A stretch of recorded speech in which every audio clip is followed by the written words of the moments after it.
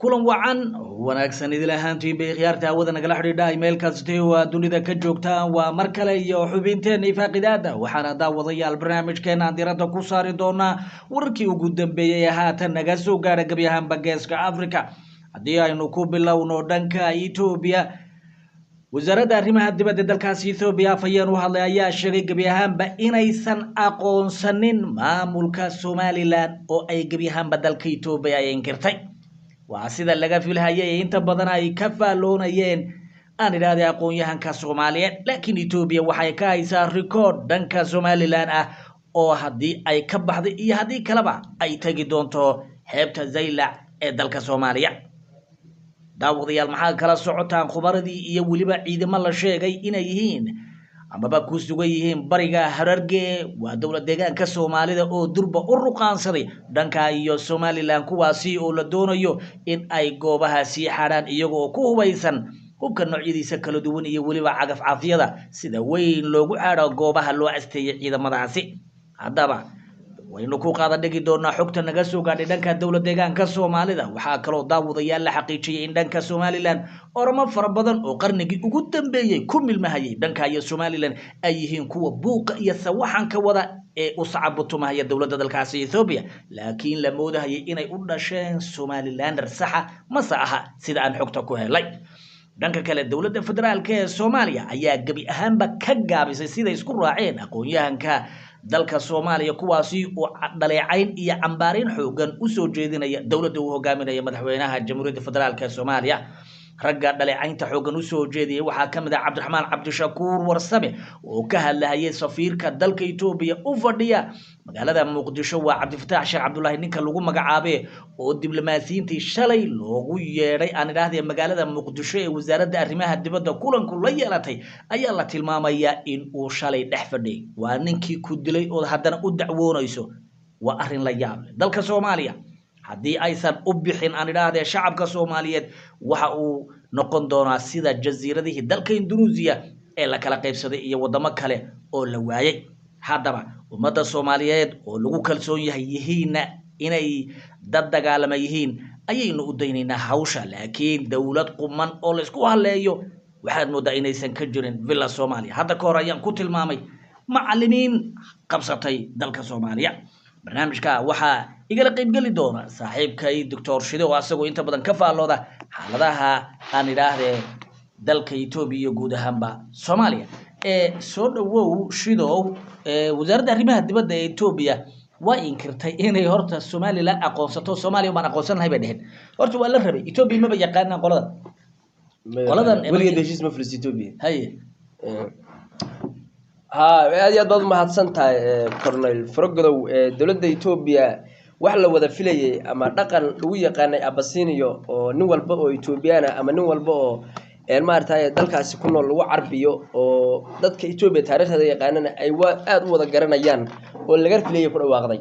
wasaaradda arrimaha dibadda ee dalka Ethiopia waxay sheegtay waraaq ay soo saartay ama nin u hadlay oo caadi ah oo u tabinayay barnaamijka in dawladda Ethiopia ay aqoonsan tahay dalka Soomaaliya laakiin maamulka Somaliland heshiiska ay la galeen inuu yahay mid midna dhal ah oo maartay guul ku soo dhamaaday Ethiopia ay ujeedadeedii gaadhay laakiin aqoonsiga ay Somaliland sheegtay ama shacabka Hargeysa iyo ku mudaharaadaya iyo Burca iyo lagu yiri waa in la aqoonsaday inuu barnaamijka ay Ethiopia ku jirin ma la sheegay waxba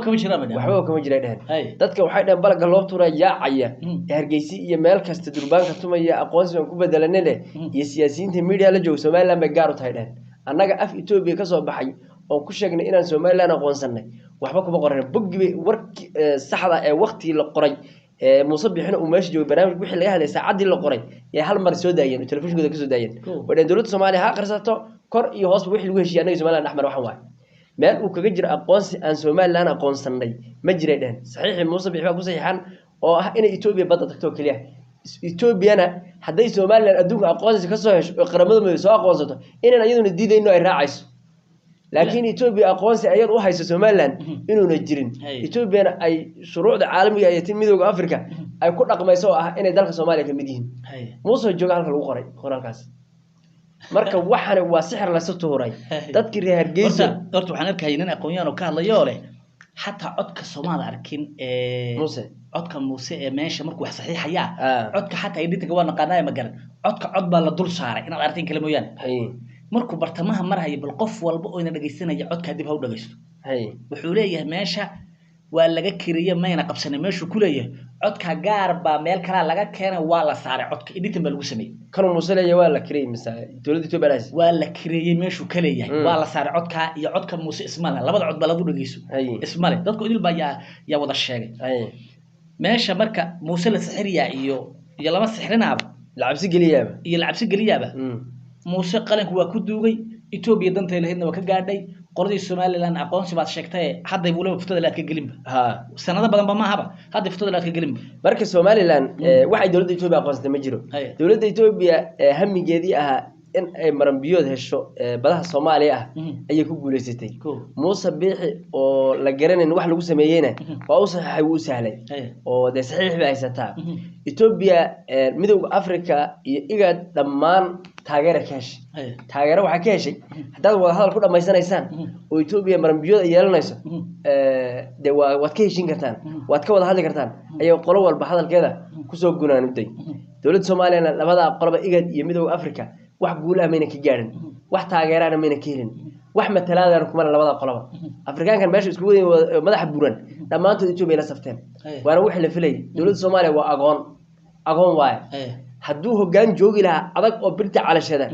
oo de meesha waa Afrika xaniya siyad bare ilaahu naxariis markuu joogi jiray Afrikaankan oo sacbin jireen asagaaba abuuray Soomaaliya iigadka lagu sheegay Soomaaliya samaysay way sacbin jireen iska day wax una raalkayn cid ku dhaqaaqi kartay ma lahayn xaniyahaaga ayaa rabaa inaad fuusho geesinimada lagu sheegay kartida lagu sheegay iyo wax qabadka lagu sheegay waa adigu wax jirka ku jira wax aad la timaado waa laakiin hadduu nin walba uu ku arko inaad nin iska miskiin ah tahay dika geesku raacay adiga maanta yaa midowga Afrika libax ka أبي أحمد ما صار كانوا يروحون رالك وين حول سوماليا يرقن عيا أنا قاعد أديها نقول كلا حينا اللي كل أنا قاعد هذا ودناه أنا قاعد هذا ودناه نبغى مساكينه وذلمين نقول كذا قاعدنا هنا نبغى كتة تاكسننا أنا قاعد أدي قولي أنا قاعد واحد أنا نقصي فوقاننا واحد على هذا باش على حاد كانوا قاعد مركب واحد سومالي وإثيوبيا وأنا نودك هذا شقيان وحول بنا ولا هذا ay ku dhameeyaan lana ixtiraamo derisnimada iyo wada noolaanshaha iyo isdhexgalka Afrika waa in la ixtiraamo taas qodobkaasi meesha kama soo galayaba sababtoo tahay Itoobiya waxay qabsatay dhul kale aaday waxay ku xadgudubtay madax banaanidii dawlad goboleed ama barasab gobol ay heshiis la gashay heshiiskii markii la gashay iyadoo dawladda federaalka oo weysmay meesha toos u aaday oo wixii dhan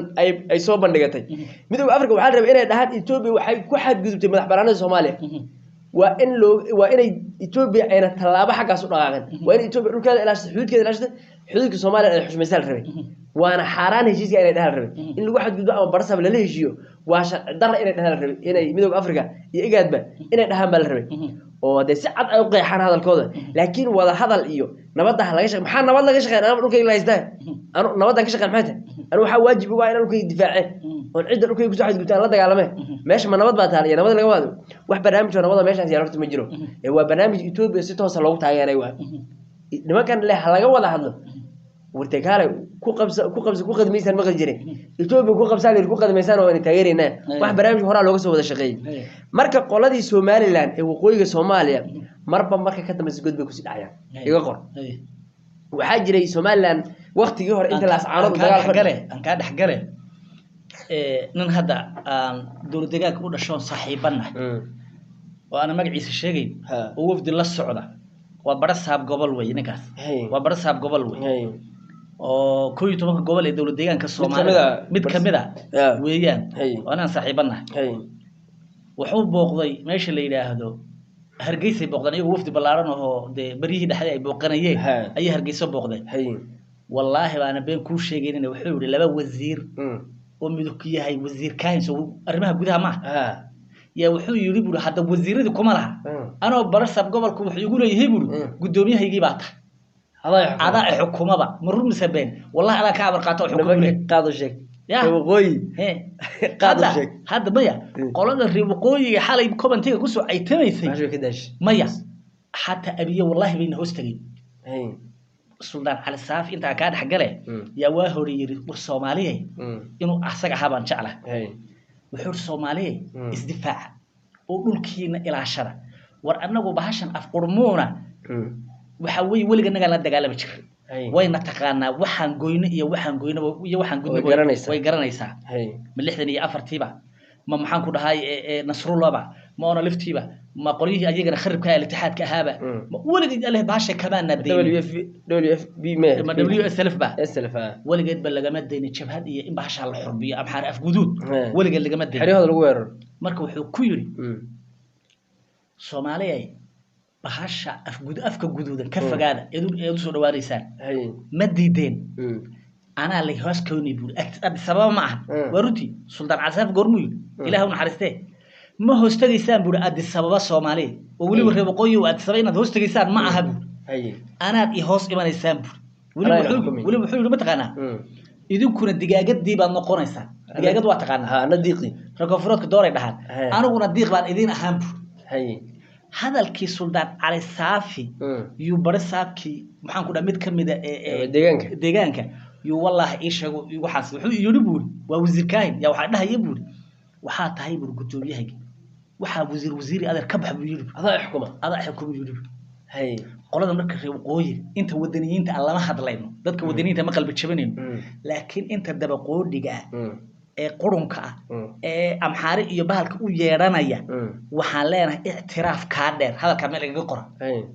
hatta ma hoostagaysan Mustafa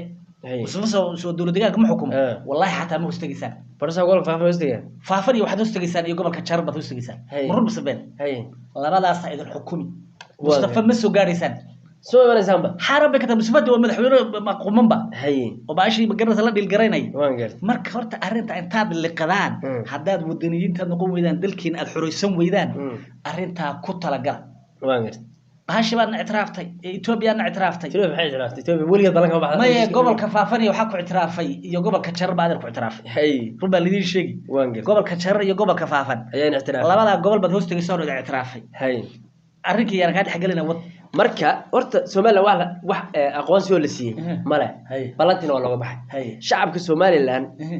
waqooyiga Soomaaliya hal mid baa la gudboon horta dadku inay isna tiraan ma fiicno dadka markaad saa u fiirsato dadka waqooyiga jooga waxaad leeyahay war dadkan ruux aqal ah ma ku jirin dadkan ruux aqal ah ma ku jirin hatta ma arkaysa hal ruux oo quman oo dhahaya ama aqoonyahan ama siyaasi ama sheekh halka jooga oo dhahaya war bar wixii Ethiopia aan kula heshiinay dadka ha loo akhriyo dadku aqal weeyeen haday dhageystaan nuxurka waxay la soo baxayaan inaga faa'iido dadku way yaacayaan wax ku yaacayaan ma garanayaan waxay taagayeen aqoonsiga Soomaaliland hada hal ruux oo akhriyeyn dadku wax ma akhriyaan miya dadku wax ma akhriyaan miya mid la yaabay yahay waa midaas Ethiopia waxay sheegtay in ay guush ugu weyn gaadhay dawladda Soomaaliya waxay ugu baaqday inay isdejiso dhiigga isku rid inay isdejiso Soomaaliya in ay hadda albaab kasta garaacday hal meel oo jawaab sax ka soo jawaabtay marta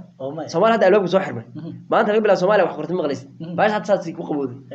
Ethiopia saasi meesha ku qaadatay sababta Soomaaliya qaramadooda u tagtay waraaqada u dirtay waa ina taageersanahay la yiri adduunka maanta jooga adag gacantaada waxaad ku goosato taageera laakiin hadii aad waxa afka waa lagaga hadli karaa oo ka taageero lagu dhigi karaa laakiin cid ama ciidan ama qori ama askari keeda uu dhibano ku soo galaysa ma jiro jaamacadda carabta ay Soomaaliya tar kamid baan dhul carbeed baan u soo xadgudbay waa in taageersanahay in Ethiopia waxaan u baaqaynaa inay joojiso xadgudub midowga Afrika saas ay dhahan qaramada midoobay jaamacadda carabka ururka islaamka meel kasta garaacday dawladda Soomaaliya way soo amstay hadda safiirka Ethiopia yaa la tashi la sameynaya safiirka Ethiopia yaa la tashi la sameynaya عبد الفتاح يا لا تشل لا سمينه عبد الفتاح ادك تقانay reejigjiga hatta wali barsa ma soo noqon waxa Soomaaliland barsa faafan baa xukumi doona Hargeysa baras hatta wali jiga barsa ma ka noqon dhalinyarada wuxuu adaafiga cuni jirtay TBL soo shaqeyn jiray ayuu kamid ah Cabdi iyo Caruurti ka shaqeyn jirtay ayuu ahaa waka maanta musuq laga saari lay xiniisku jooga maxaa laga saaray la soo qabta diyaarada la saari lay Cabdiraxmaan Cabdishakuur yaa ka hadlay bartiisa Facebook qoraal buu soo dhigay waan gartay dadku waxay moodayaan inaan ma garanaysaa baash ku kacsanahay oo barbar ka raranahay Cabdiraxmaan Cabdishakuur wuxuu yiri diblomaasiyiintii loogu yeeray wasaaradda arrimaha dibadda Soomaaliya loogu yeeray safka hore waxa fadhiyay safiirka Ethiopia hada wada aragtaa waa ninka waa saddex nin ugu horeeyay ku jira marka reer waqooyi waa la qabsaday Aniga been ma- lasma sheegayo reer Hal la waqooyi qabsaday. si toosa ayaa loo qabsaday Haya. Somaliland si toosa ayaa loola wareegay Haya. Ethiopiana la wareegtay Haya. waadna arki doontaa bil kadib isbedelka ka dhici doona waqooyiga Soomaaliya waad arki doontaa Haya. Ethiopiankan oo bad la siiyey hadda xalay nin baa wuxuu nin orama ayaa meel xeeb u joogay inay meelaha Yurub ahayd baan u malaynayaa baddu ku sii orday asoo calanka Ethiopia wato wuu isku dhex tuuri markay ku soo ordo iska boodi marka wuxuu leeyahay dadka Ethiopia waatan buu leeyahay noocaas waayuu leeyahay oo baddu nagu cusubtahay buu leeyahay biyaan ka cararaynaa buu leeyahay marka la qabsi waqti bay nagu qaadan buu leeyahay inaan la qabsan waqti bay nagu qaadan marka calaamuu istaajo badalka xeebta liilkeeda iyo markii soo badda biyo soo orda calaamada dhum urmu la carari marka wuxuu ku leeyahay damaashaadka farxadda nolosha noo bilaabatay uu leeyahay meesha wuxuu ku qoray nolosha Ethiopia u bilaabatay nolosha koobaad ee noo bilaabatay waatan buu leeyahay horta war baan kuu sheegi war yaan kuu sheegi caynaya iyo cadaabnaya iyo abiye adeer waa wiilhoog siiso ninka ragga limid soo loo qiraa hadduu ninku ka reeyo waa loo qiraa abi Ahmed Soomaali waa kireeyay lamana hayo wiil dhaxda u xidha oo abi Ahmed dhaw sheeg hal xaalo baashan guudan bay fahantaa hal xaalo yaa horta yaa weli harsan oo Soomaalida weli aan rajo ka qabo halka xaalo ee aan rajada ka qabo waxa weeye ummadda Soomaaliyeed jabhada kiciyayo si kale isugu duubnaayo si iyagu dagaal galaaba halka xaale aan ku kalsoonaa shacabka Soomaaliyeed meel walba ay joogaan awl horaba way hubaysanaan iyaga dagaalami jiray in ay dagaalamaan baa la gudbo shacab Soomaaliyeed maanta dagaalamaya ma jiro arrin sheegay shacab Soomaaliyeed dagaalama waa shacab koonfurta meesha koonfurta ma ah koonfurta jamaacada ka jiro qolyihii dhudhudan jira ka jira oo waxyaabo badan baa Ethiopia waa la iska caabin lahaa wuxuu kala waag bari lagu waabaristo laakiin waqooyi maanta intay koonfur ka tagto xabad ka soo ridina ma jirto haday dawladda Soomaaliyeed ma jirto oo maanta diyaaradii military ayadoo amarta daadanaysa ma jirto shacab Soomaaliyeed oo intay xamqusho ka tagaan halka ka soo ridina oo ka soo jabhadina ma jirto reer waqooyina baashu reer waqooyi waa la dhal rogay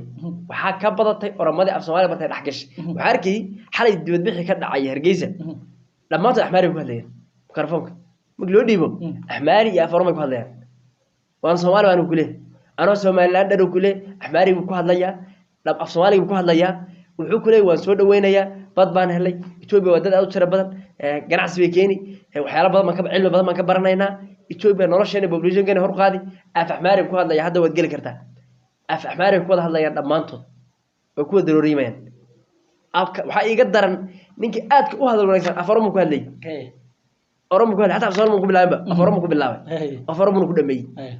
marka meeshan dadkan aan moodayna waa Soomaali dadkan meel dhal roga yaacay aan leenahay waa Oromo dadkan yaacay waa Oromo isku yimid maali taaladii iyo faras magaalada isku wada yimid ee dhamaantood bulaleer tuuraya dadkan waa Oromo Soomaali ma ah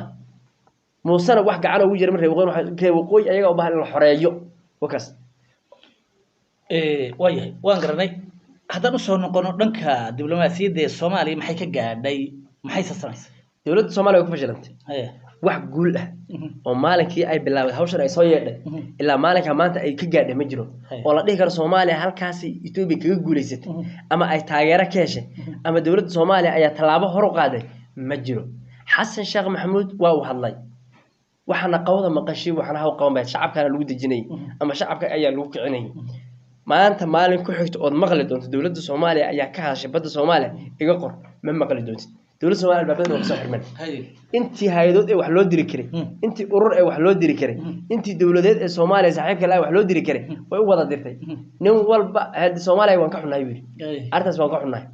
haday Soomaaliya maanta ay awood yeelan lahayd intay talaabo qaado oo seel military ku daayso oo xuduudeeda xirato oo hawadeeda xirato oo dawladnimada Ethiopia oo dhan la taxaabo oo kuwa military Ethiopia gudaha Soomaaliya jooga dhamaantood loo go'doomiyo oo muddada ku bixi lahaayeen loo sheego oo xiriyooda ciidamada lagu wareejiyo ayaa la dhihi lahaa isdhaqaajinina war tikrayso qolo yar ma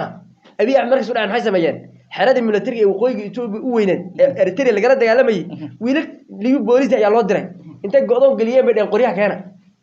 waxay weerareen qoryihi iyo taangiyadii iyo lidka diyaar wixii hubkii boqolka sano meesha yaalay intii la godoomiyaa la yiri haduu hal nin ka baxo ku dhayna laga jaray hubka laga wareeyay waa kii la kala diray waxaan arkayay xilbaano far badan oo ku baaqaya in macallimiinta villa Soomaaliya jooga bulshin laga keeno horta موشن مسك إيمان صوت هداد فشلنته موشن مسك إيمان برلمان كسوماليا مالك ورسيف عم بيوحد لين الشرع وضعه محوا إلى أركان قرار كسو ساران قرار وكسو ساران لكن عدي للربي إنه يفلسو ويدلك الدفاع وحكومته ما فهمت حكومتها هداي فشلنته وإن موشن لا كانوا حل كان العافية سوماليا دولة عزبلور هذه حاوش ساس بيكوس عنا يسموين سيدنا حتى وحكوس عضو سوماليا ده كذا كلا أركض دونتها هذا تنوع وجشي إثيوبيا فرتنا وجشي لكن إثيوبيا هراء وشكته هل ذاك يلا بقى يصدق حتى نقوم في الليل نحن كنا بدين بقول يصد المليون لبضع كل واحد لبضع كل يصدقك وحان جلي نابي ده بقول يكون المليون بقول كذا من هل ذاك مش قيس وحيد إثيوبيا صدق ولا مرة ما كتير هراء وشكته صدق دكتور بتير مثل سوماليا جيبوتي يمد إريتريا كده نروح كلام كفكرنا مركز حتى سوماليا كشباش صدق دكتور اللي شيءنا سوماليا لقى صار جيبوتي لو مصر إريتريا لو مصر هاوش سوماليا كش سوماليا والوقت دي فالجواب تأكد بحسه يعني شعب سوماليا دام الشعب دجالميين إن أي هاوشن أيو كفل عليان يتوب أسود هذي أسود تقولوا يتوب أرتها ما كأصلا مالك أنا كفكر له لكن ده كذا بدن بكو حجوا كوا سوماليا يا كو حجوا وقرني أديات بدو ما هسنت هاي داوديال برنامج كوا علوسيا هاي أمد الصوماليات بين أوتها لا سيدي أي دل كود الدين تود يدد كود بأي ودفاع عن لهايين يدا كسر على عذاب بورلي دل كاسي ثوبي هذا بقى عبد الحميد شكور وحلبان وأنا وحويا نسر أو سياسة دل كالصوماليا كاملة وحاد يقول لي عيي ما أنت شلي مركي سفير كي دل كيتوبي وكسر وقد الدبلوماسيين تي دولة الصوماليا ay ugu yeedhay villa Soomaaliya wuxuu ahaaba ninka horay fadhiya ee sidiisaba aad uga hadlayay maxaan ku dhahayay magaciisa ka bahadlay sheer gareynay marka waxa weeyaan waxaad moodaa waxaanay wax la isla ogiyeen inuu yahay baad moodaa anigu qolada villa Soomaaliya dhex fadhiya madax Soomaaliyeed uma aqaan runba fiican ma garan qoladan villa Soomaaliya dhex fadhida madax Soomaaliyeed uma aqaan macallimiin baan u aqaanaa waa macallimiintii iskuulka Siimad iyo maxaan ku dhahay waxaan jeedaa macadka Siimad iyo iskuulka Al-Hakim loo oran jiray Al-Hikma loo oran jiray macallimiintoodii way aan gartay farqadu inagoon macallimiinta wax ka sheegayno macallimada wax fiican tahay macallimadu waa wax dadka dhista waay laakiin noo macallim markaan ka hadlayno kama hadlayno macallin oo dhan xun yahay laakiin waxaan ka hadlaynaa inay yihiin macallimiin fashilmay هاي هو معلمين فشلمay معلمين فشلمay ma dhahaynaa ma dhahayno macallin walba waxaan kama dhigno waxay ka dhigan tahay waa macallimiin fashilmay معلمين سياسة كوسو بيرد دلك قبصدي حدانا سياسة ديك جورعنا أو باش يكون فشل ماي أيان كتل ما منا وأنا فشل مان وحكوا عدينا يسا دجال بدع العمسي دل بدع حرر وجرت سفيرك يتوب أيضا فشل يسا دولة الصومالية سفيرك أفك أوهر يفدي هو أفرتني أوهر سفك أوهر يفدي سؤال لو يديني أصيب أفرد يابا هو بليه هاي صومالية سدجية أنا هذا الله نقول واصل الله أنا هاي أنا هذا اللي وليه أيها نيجي أرمي دبيت الصومالي ما شوف فدي يا راجل جروب كان فدي أسيق على هاللي واحد شجام وقري حتى واحد شجام وأساسا قلب وقرني أصلا هو واحد الله حتى هذا رجع الله بكجري وحير الصومالي إثيوبيا طلبة كان حي طيب طلبة الصوماليا جيت كستوي زاكتو قف إثيوبيا نتقو أركيسا ويكونوا ليهن ما قاعدا أو صومالي إثيوبيا إلى يا طلبة الصومالي جو إن عيدا إثيوبيا ردك ألقى تجان ما حد يدي كوا جوجا بايد أبا هيستا كوا هيستا ماشي معايا ماشي كده لا ماشي معايا أنا بفيري وحن لها هاي قلنا المعلمين تفيلا الصومالي دحفر ده أبيها بريان ما لها رو تو بريان صومالي بريان عادي هو بريان خصبي بريان حتى الشيخ يو قلنا المعلمين تمشي لوجس وريه فارح سكين يو كيها دود شيء ها محمد وزير كأبنك ها يو ما وحنا بوقتها وضع معلمين وضع قشناوي فقهي وضع مع وضع خرب وي وحنا الواحد كلا جرى المجتمع وضع فريا وي حارك وحوشوا كليه وحوشوا وانقرت أنا وحنا لها وويلهوك رجل الجراح ذلك يتوبيه حبريان إلى المجتمع إنك هو المركو دربحada iyo feerka oo ku daldalan artinu ka xoog rooy hadaadan ragad ahayn waxa weeye isha baad saa u barinayna mogta waan gartay ya baryaduna hadda ma bilaabanin shirkii baarlamaanka xubnaha baarlamaanka markuu xasan ka khudbeynay uu baryotomay aanu saas u fahmay muxuu la baryotomay oo la cabsan sababtoo dalkan waa dal madax banaan dad buuleeyay xasan ma sagal leeyahay qoririd war xasan oo dadkan amar go'aanka ugu dambaysa qaado ee leedahay dalka in la difaaca shacabku ayaga is difaaci shacabku Soomaaliya ayaga sababuli ma artay dalku ciidan buulay ciidanka Soomaaliya in isku dubarido oo ciidanka difaaca gaar loo kaydiyo ayaa la rabaa Soomaaliya Sheekh Sharif laga soo bilaabay ilaa Cabdullaahi ciidan ma la qoray wixii oo dhan mushaar bay qaataan dawladda Soomaaliya waxay ku leedahay dad 1 milyan ku dhow ayaa shaqeeyay oo mushaar dawladeed qaata ma fahantay dadkani jahayn bay rabaan hoggaan bay xasan isagaan hoggaanayn dadku hoggaan bay rabaan hoggaan jahiyaal rabaa war ma loo yeero 20 kun oo wiil ma loo yeero oo mushaar qaadata oo laba ber gudood lagu diiwaan geliyo oo la qalabeeyo oo amar la siiyo dalka iyaga dibaaci Soomaalidu ay webiga oo iska tababaran yihiin war dham Soomaaliya oo qori nooc doonay haadi ay ridi karin male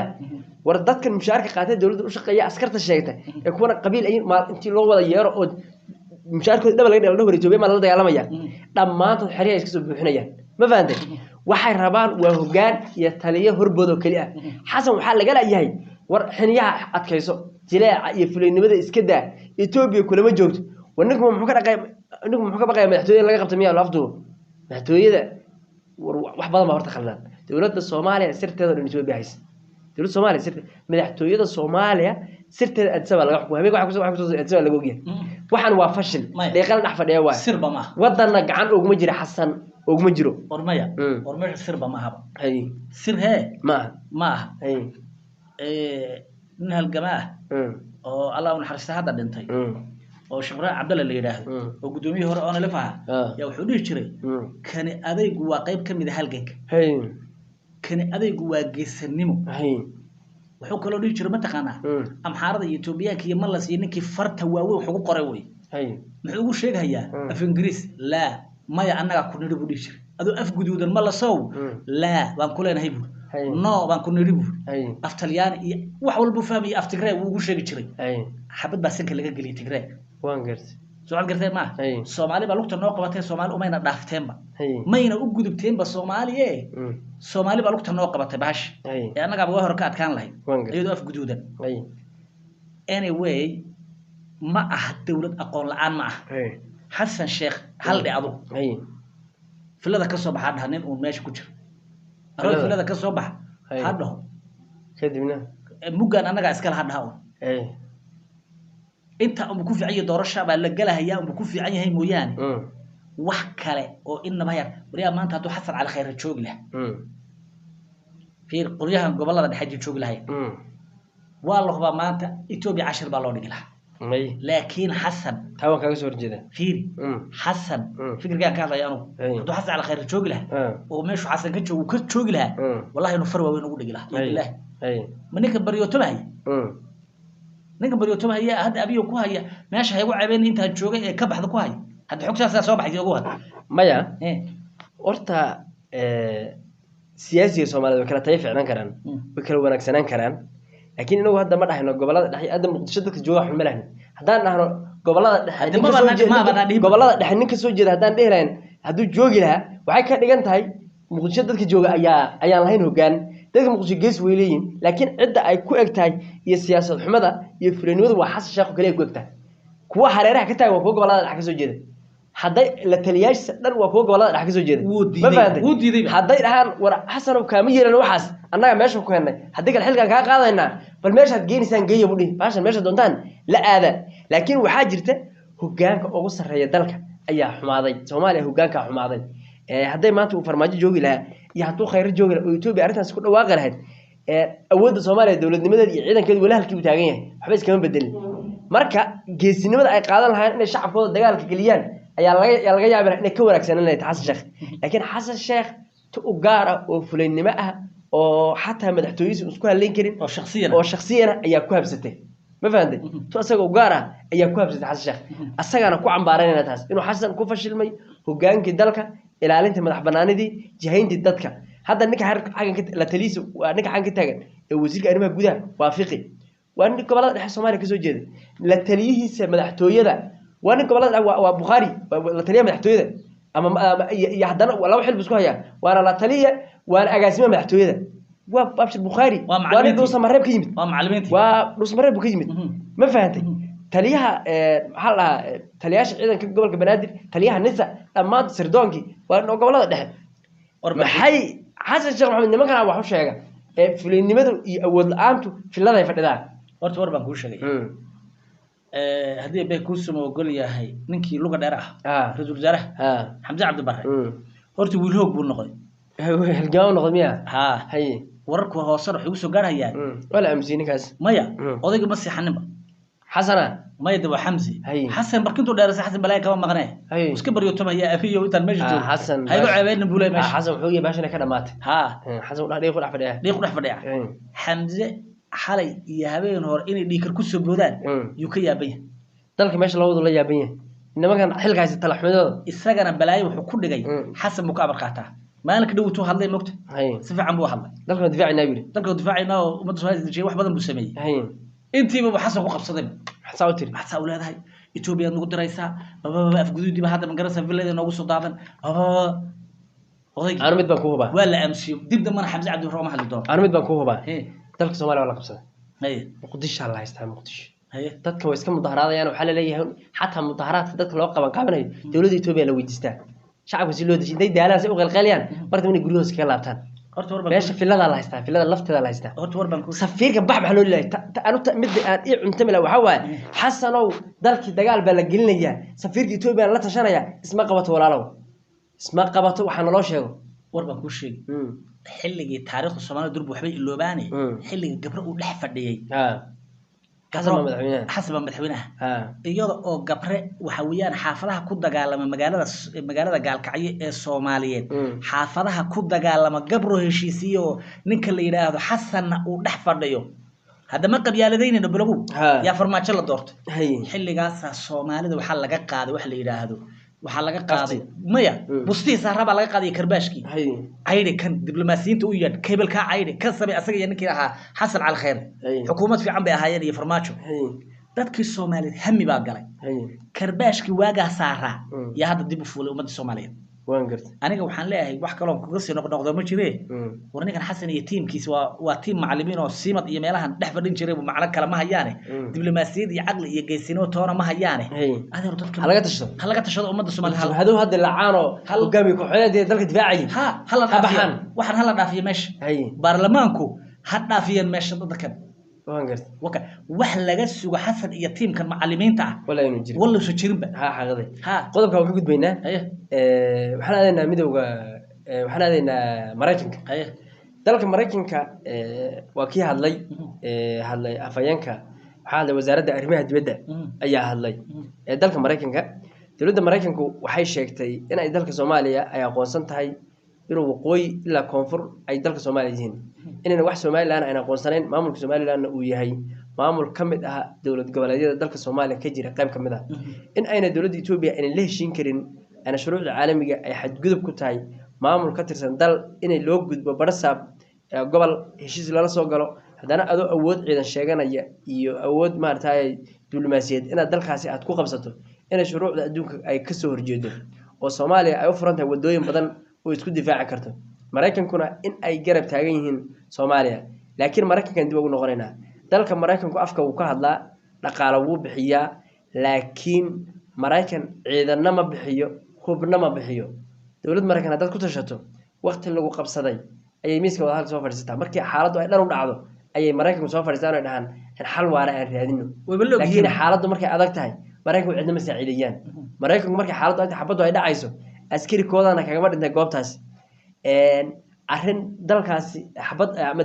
maartay labada dal lagu kala dhaxgalayo xabada lagu joojinayo ma galaan laakiin inta xabad joogto way hadlaan way sacabeynayaan adi intay ku sheegeen in leeg ay kiiga soo horjeedin u sheegayaan oo taageera oo hoosta looga sheegaya tusaale yar baan ku siinayaa waxaa jirtay ra'iisul wasaaraha Itoobiya markuu Tigrayga weeraray dawladda Mareykanka qaraar bay ka soo saartay waxay tiri abiyo hada Tigray weerarto waa lagu yaabaa annaga Tigray waxay noo yihiin udub dhaxaadka geeska Afrika ay noo yihiin hadaa taabato anaga taabatay waxaad qoraysan qoriyay weerar buu ku qaaday waa kii Tigray oo dhan ay bahasho isqabsatay cir iyo dhulba ay ka socotay Mareykan maalinka qaraar soo saaray dawladda Itoobiya waa looga digaynaa digniin socon mayse TPLF intaas qoraal bay qori war digniin waxba sheegi mayse wax keena maxay keenayaan Mareykan afku ka hadlaa soo u socotay Mareykan waa ka hadda dawladda Itoobiya hoosta kala shaqeynaya dawladda Itoobiya ayagana wuxuu dhahay tan wada kuna wuxuu dhahay idinka inii doodayna meel albaab kasta ayaan gargaraacayna marka dawlad Mareykan Soomaaliya inuu malayna wax u qabanaysa Mareykan wax ma qabto Mareykan adduunka dabku isku horiya Mareykan dalka uu burburiya colaadu shidaa laakiin nabad ma keeno hadalku uu ku hadlayo daqiiqad kadib qoladii kale la hadlay wuxuu waad saxsantiin hadda Soomaaliya waan taageeraynaa Itoobiya wuxuu ku yiri qoladan Soomaalida meesha joogta wax faa'iido hayaan ma lehe mana heshiinayaan dawladna ma dhisanayaan 30 sano ma dhaqaale ku bixinaynaa burburkii 40 sano kadib arta laga soo bilaabay ilaa waqtiga maanta la joogo Soomaali dhaqaale lagu bixiyaa in dawlad loo yagleelo Soomaali ma heshiinayso wax isku dhan u socdaan ma leeyahay dad isku dhan u socdana maaha maalin kasta waa qabyo waqti dawladda barnaamij arta meeqa sano ka dambeysay shirka arta dhowr 20 sano dhowr 20 sano kama dambeyn dhowr 20 sano dal dawlad leh oo maanta ciidan difaac lahayn ka war soo nasiib darro ma meeqa madaxweynaha soo martay Cabdullaahi Yuusuf hebelka Qaasim way badan yihiin Sheekh Shariif Farmaajo Xasan Sheekh madaxweynayaasha soo maray aad bay toddoba way gaarayaan ma fahantay inta ay tahay Soomaaliya maanta wasaaradda gaashaandhig oo heegan gelisa hawada oo diyaaradda hawada soo ridi karta ma jiro ciidan Soomaaliyeed maanta dhahaya madaxweynuhu ku fashilmay baarlamaanka waa fashilmeen sharciga waa laalay dalka ayaan difaacanay soo siyad bari ilaa xarta u yiri dalka markay ay iska qabsadeen xoogga xukuumadii ay iska qabsadeen xilka hayay uu go'aanka ka gaaray khilaafku dhamaan waayay ciidan Soomaaliyeed maanta intay go'aan gaaraan xuduud sugaya ama laba beelood kala celin kara ma joogaan Soomaaliya adduunka dhaqaalo ba kaga bax Soomaalidu isma dhisto Soomaali meel ma socoto adduunkuna uu ka daalay Xasan ayaa hadda qabsaday Farmaajo rajaal laha Farmaajo maalintii soo baxay barnaamij uu qaatay baa jiray aha inaan hogaamiye kooxda la kulmin inaan hogaamiye kooxda la dhageysanin inaan nin qabiil dabada ku wata la dhageysan inay qarannimadu ku horeyso in nin walba aqoontiisa iyo waxgaradnimadiisa lagu qaato in dalkan ciidan loo dhiso adduunku ciidan buu isku xushmeeyaa adduunku awood security ayuu isku xushmeeyaa oo ku kala dambeeyaa waxa la isku tixgeliyaa awoodada amni Ethiopia may ku xadgudubto dalalka sida Eritrea oo kale Kenya dalal kale may ku xadgudubto ciidan bay leeyihiin ma gali karto waa been dhulkoodana ma sheegan karto iska Ethiopia xad kama talaaban karto Soomaaliya Ethiopia meel kasta ka gashaa waqooyi ka soo bilow uraaska mon ilaa raas casar askari Ethiopia ku arkeen male wajaalay ka talaabaan burcay tagaan berberay tagaan dhuusmareey bay tagaan baydhabo tagaan hiiraan bay tagaan kismaayo tagaan meel kasta oo Soomaaliya yaacayaan muqdisho tagaan ma fahantay waa dal aan hay'ado amni oo shuruuc la lahayn waa dal aan askarta Ethiopia ee wadanka dhex yaacaysa boolis qabto dhawareey askarta maxay ahaayeen xageed ka soo gashay sharciga wadanka ka soo gashay wali ma artay askari Ethiopia la maxkamadda la sharci darro ku soo galay ma jiro wali ma artay dawladda Ethiopia la leeyahay sharci la'aan magaalada muqdisho dhexdeeda ma jiro Ethiopia Soomaaliya way la wareegtay si toos ay ula wareegtay dawladda Soomaaliyeed oo maanta wax difaacada oo ka hortagtana ma jirto Farmaajo rajadiisina Xasan iyo kooxa ay qabyaalada dishay oo annagaala cilmi ka bartay annagaala oo lagu soo kariyo cashuur la'aan dawlad la'aan ku soo qangaaray ma fahantay oo ku soo reereystay ayagoon dawlad iyo system aqoonin ayaa dalka ku habsaday ma fahantay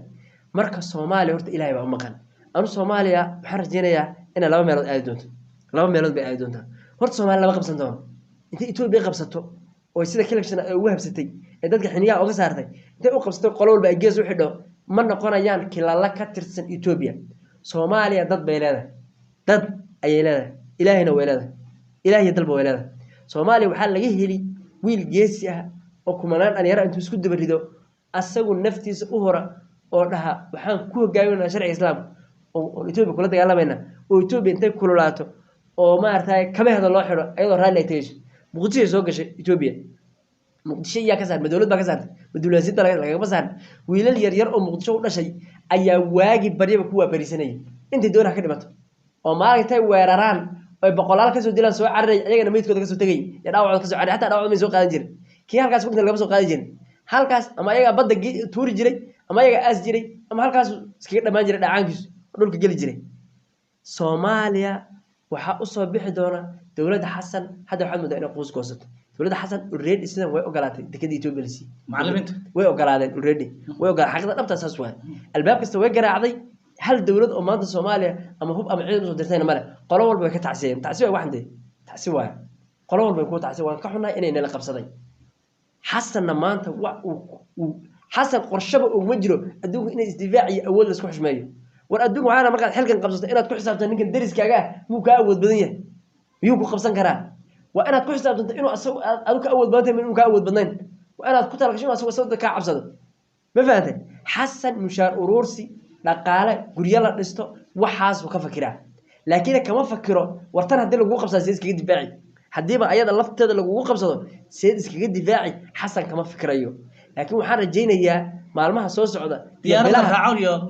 imaarad la aado ma intuu ka fikra waa inta xasan guriga qabiyaga iyo lacag la dhoofiyo xasan intuu ka fikra waa intaas laakiin waxaan rajaynayaa maalmaha soo socda bilaha soo socda inay haliyeeye soo bixi doonaan dhihi doona wartii dawladda dibadbaxyada iyo waraaqaha qoraysay way iska aamustay aan gacanteena isku xoreyno gacanteena aan isku xoreyno rag soo bixi doona ayaa jiri doona Etoobiyana sida ay Muqdisho ugu nasan weyday ayayna ugu nasaneen Saylac iga qortaas wiilal Soomaaliyeed waxaa jiri doona intay raanta la baxaan oo dhulka hawdka iyo badaha iyo xeebaha galaan waagi bariba kuwa barisanay marka Etoobiya ay ganacsi keedahana iman waayo markabna la soo rari markabkuna uu baqo la soo rari waayo gaadiid iyo xamuul iyo maarta santareela ka soo baxa dekadaas oo soo lugayo oo jidka soo maran la go'doon la geliyo ninka Etoobiyana lugaynaya la arkana dhagta dhiga loo daro ayada ayaa Etoobiya dhihi doonta waan oga baxayna marka kululaato Soomaali way taqaanaa si la isu difaaco Soomaali way leedahay geesi laakiin waxa la fiirinayaa macalinkan timaha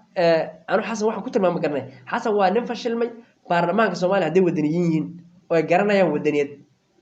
hadhahan madaxweyne xilkoon ka qaadnay xukuumadina waan kala diray dalkan doorasho cusub ay aado Etoobiya maalmeedaas ka saaysta meesha muwaadin sax la dooran oo dalkan qaraar ka soo saara asagu jamhad noqda hala dhaw Soomaaliya jamhad baa qabsatay jamhad ayaa xilka baarlamaanka ku doorteen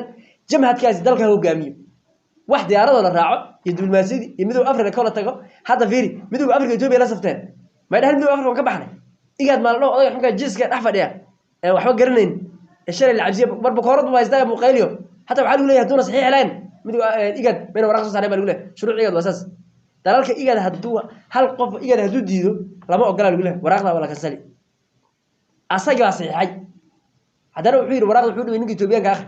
في الآخر إنك توبيان حيري وأنا وضع هذول الله وضع ولا ضير مركز الصومالي قلنا كوابستي قلا في عن ما أنيو وأنا إني تقسم على كتشان لكن محرج جينا يا inay soo bixi doonaan adigu waxa weeyaan meelihii ugu sirreysay waare iyo waxaan noo dhex fadhiyay xasan waari xasan garo waare Nairobi guriis waa qabyo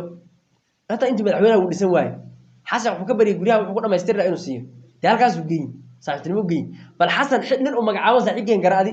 nin wali maarta xasan uu magacaabo la leeyahay waa nin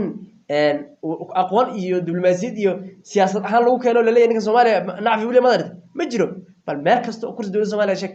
حتى السفير هذا خطره ودني حتى نكي نيروبي سفير كي أنجي محمد عيسي ترسن مواد صح ودني بوها وهرجي دولة نمط كسر كوري لأن يرى الدولة سكر زبوها موادين تصح بوها حتى ترسن لا بحنا يلا إنت هلا يكبرها ما نك نور تقصنا كلام يقعد نحفر ده كلام مركز ترسن حلو عيني لأنه حالة كان معلمين كمده كي توبي أو موادين كصح أصلا برسوا عيني كو كلا لقيه أصلا حرتي كمده عزمرة كي كلا لقيه دبي مالكس رجي لسلس وهذا وصاحب وأدوك سندريرهم بوخادين هي مش سندريرهم سندرير يلا عق أرم باش كهش سندرير ده اللي حكومة لكن ده الصومالي ده بوليه ده كسان دفاع دونه